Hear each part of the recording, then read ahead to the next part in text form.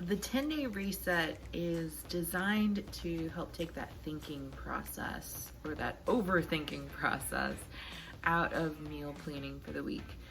When we can take meal planning and make it super easy, that gives us more time to be focused on really healing and nourishing the mind, body, spirit in a multitude of different ways for the week.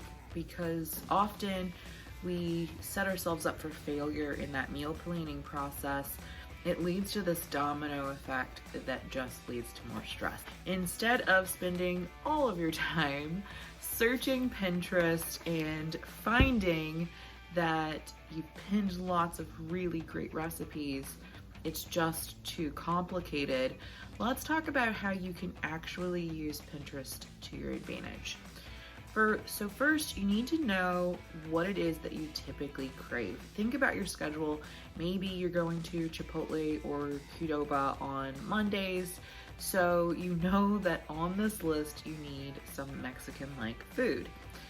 Notice if you're eating pasta all the time, what can you substitute that's going to be a little bit healthier that you can make into that? We're not eating pasta on the 10-day reset. So the 10-day reset does come with some guidelines.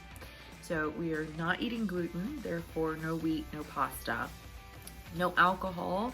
So we want to be able to deal with the emotions and journal.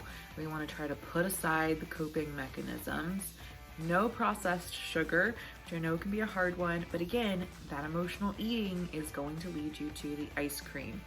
So if you do know that you are a midnight ice cream eater, we're gonna wanna have something in your toolbox ready to go to help prevent that. Or maybe you just tell yourself for this 10 days, you're not going to do that. Now, caffeine is a big one. We're depending on where you are in that caffeine consumption. We may just be cutting it in half and pushing it back to as far out in the day as possible. So you're not telling yourself no, but you're telling yourself wait as long as possible. I used Pinterest to my advantage. Now that I had an idea of what ingredients I really like to eat, noticing that, hey, a quinoa bowl that is Mexican flavored would be really great for me. And I know that I could eat that for at least 3 days in a row for lunch. I'm picking a Mediterranean bowl that I can eat for the other 3 to 4 days. And I'm gonna have all of these ingredients prepped. Some of them may need to be cooked on the spot, but it would take less than 5 minutes. And the Mediterranean bowl is really easy just to whip it out and eat it. Now we are going vegetarian for this one. That does not mean that you have to. So if you haven't joined us for one of the other 10-day resets, you can make lunch super simple by having chicken, vegetables, and a tiny bit of rice.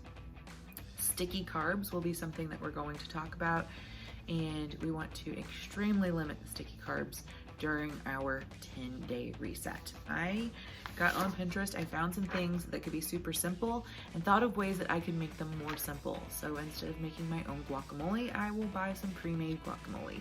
Instead of making pico, I'm gonna buy some pre-made pico. All right, so I've got all of my ingredients, and what I've done is I've put on one side all the things that I need to get, and on the other side, I've put the things that I might already have, and then spices. All right, so I made that easy. Within each item that you make, you wanna make sure that you do have protein, and that does not have to be from an animal, it can be plant-based. You do wanna have some healthy fat, and you wanna make sure that you're having vegetables. Your carbs will come from vegetables. They will come from, it could be rice if you're adding it in, or quinoa. But we just wanna limit the sticky carbs. Coming back to that one. Once I made my 2 items I'm going to eat for lunch and 2 soups that I'm going to eat for dinner, I then went back through that and made a master list for us to go to the store. If I already had something on there, I just put a checkbox next to it.